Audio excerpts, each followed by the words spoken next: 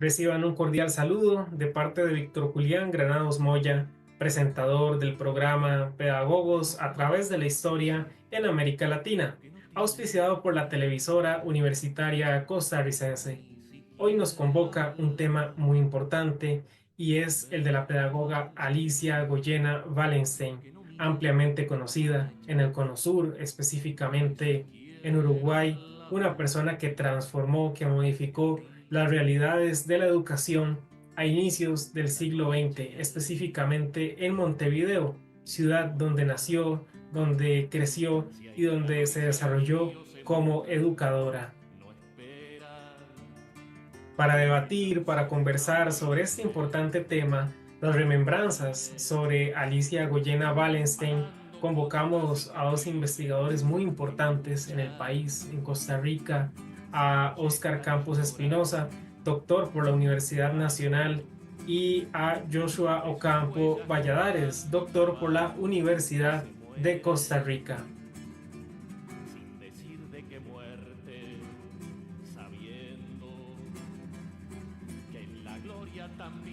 Muy buenas noches, doctor Joshua Obando Valladares, doctor Óscar Espinosa Campos. Es un placer tenerlos acá ustedes en nuestro espacio Pedagogos a través de la historia en América Latina. Para comenzar, ustedes tal vez pueden comentar quién era Alicia Goyena, quién fue este importante personaje de la historia uruguaya.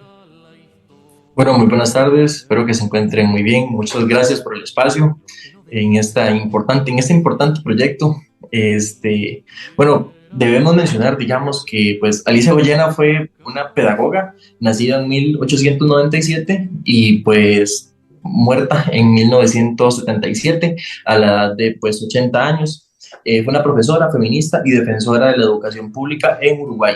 Nacida en Montevideo, específicamente, en el seno de una familia de clase media, y se educó en un entorno, digamos que fuertemente influenciado por los valores laicos y democráticos, también progresistas, y esto claramente influenciado por el sistema educativo del Uruguay de mediados del siglo XX. Muchísimas gracias, doctor Óscar. Doctor Joshua, ¿cómo nos puede complementar los aportes mencionados? Muchas gracias, doctor Víctor. Gracias por la invitación. Qué dilema.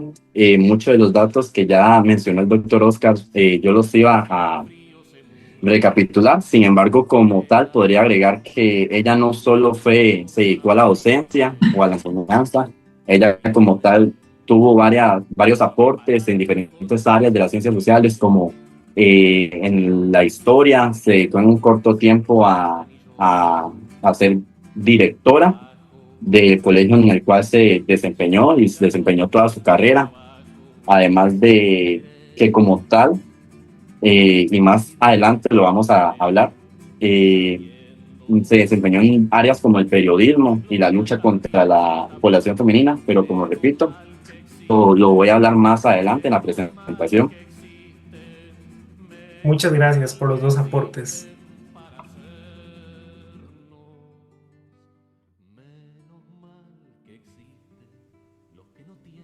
Muy bien, doctores. Referente a los principales eventos de la vida de Alicia Goyena, ¿qué nos pueden comentar ustedes dos? Me gustaría iniciar con el doctor Joshua Obando.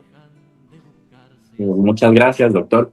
Bueno, como tal, sobre Alicia Goyena, ella se formó en una época en donde el país está dando un reformismo educativo, impulsado por ciertas figuras como pueden ser José Pedro Varela, que influían no solo en Uruguay, sino también en el pensamiento y la postura que ella tenía en cuanto a la educación y la forma en que ésta se desenvolvía en las aulas.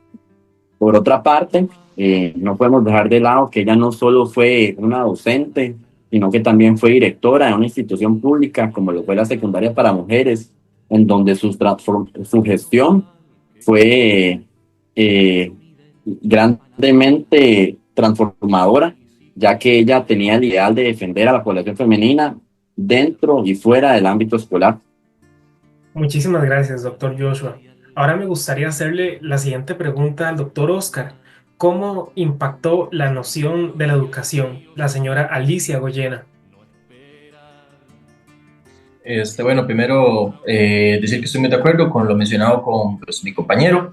Creo que es de suma importancia mencionar que el rol que ella ejerció, tanto en su posición como docente como en dirección de instituciones y demás, impulsó las reformas tanto curriculares como pedagógicas y éticas, al igual que alzar una voz de igualdad de género y el acceso equitativo a la educación, ya que promovió una educación crítica, humanística y laica, favoreciendo a la profesionalización del rol docente y un pensamiento autónomo en las futuras maestras y maestros. No dejando un pensamiento plano, sino, pues como ya se mencionó, una autocriticidad, y al igual que defender la libertad de cátedra y la enseñanza de la importancia que tiene la literatura tanto nacional como la pues latinoamericana, y una construcción de ciudadanía democrática en las aulas. Dentro de unos segundos me gustaría hablar sobre asuntos de la historia de Uruguay, tema que procederemos a abarcar.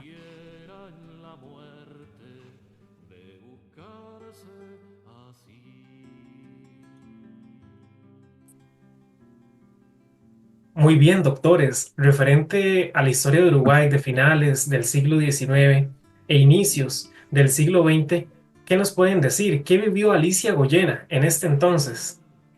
Sí, tal cual vos lo mencionás, debemos rescatar que pues Goyena vivió en una sociedad caracterizada por fuertes tensiones entre el reformismo liberal y pues los desafíos del siglo XX, como por ejemplo dictaduras, la desigualdad social y los debates sobre la educación pública, ya que en el mismo se empezaba a desempeñar un contexto donde la mujer comenzaba a ocupar espacios de la vida pública y académica.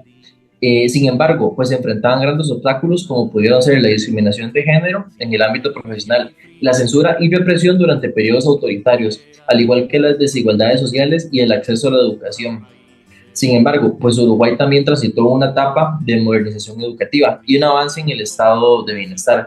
Sin embargo, como ya se ha mencionado, no se debe dejar de lado que también vivió periodos de represión muy grandes, como lo fue la dictadura militar, que abarcó durante 1973 a 1985.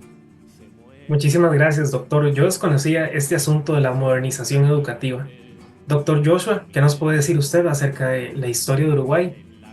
Muchas gracias por la palabra. Me parece muy asertivo lo que nos comentan los dos. Sin embargo, me parece que hay que destacar la reforma valeriana que se dio en el país en 1877, que como tal comenzó antes del nacimiento de la mencionada Alicia Goyena. Sin embargo, estas fueron las bases que ella sentó en cuanto a la educación pública en el país. Como tal, esta ley fue impulsada por don José Pedro Badela, la cual establecía una educación pública, laica, gratuita y obligatoria en un pilar del modelo educativo que se dio en el país de Uruguay. Por otra parte, Goyena fue una de las convencidas defensora de estos principios y trabajos que se aplicaban también en la educación secundaria de las mujeres, ya que ella quería que esa educación pública y esa educación gratuita no solo fuera para los hombres, sino también para las mujeres. Y es a partir de esto que ella sentó sus bases sobre cómo impulsar y cómo extender esta educación pública para la población femenina.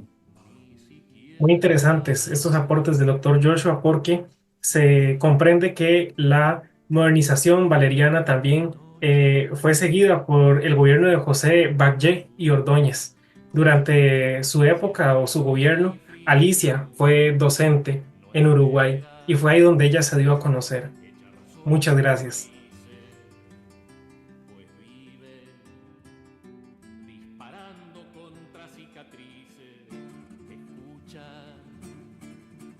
Ahora bien, doctores, referente a los aportes de Alicia Goyena y su trascendencia todavía en tiempos contemporáneos, ¿qué nos podrían comentar ustedes? Me gustaría iniciar con el doctor Joshua. Muchas gracias, doctor, por la palabra. Bueno, como tal, el legado de Alicia Goyena sigue vivo en el país de ella especialmente. No solo en el ámbito de la educación, sino en el ámbito de la lucha contra la mujer, a partir del feminismo y la memoria cultural que se le ha dado a través de los años a la docente. A pesar de que ella no está con nosotros, se puede agregar como un dato importante que para el año 1986 su casa de residencia fue transformada en una cátedra que lleva su nombre, Cátedra Alicia Goyena, en la cual se hacen dedicatorios, promociones culturales, actividades y académicas en conmemoración a ella, como la que fue en el 2002, después de su aniversario número 25 de haber fallecido. Eh, Además, que se conservan líneas de pensamiento a la actualidad y la influencia que ella ha tenido hoy, no solo para la educación, sino también para la educación, para el feminismo. Muchísimas gracias. Yo desconocía este asunto de que la casa de ella todavía sigue en pie y sigue siendo recordada por su legado. Ahora bien, yo tengo otra pregunta y me gustaría hacérsela al doctor Oscar. Doctor, ¿usted cree que el machismo que impera en América Latina todavía ha invisibilizado tal vez la figura de esta importante pedagoga?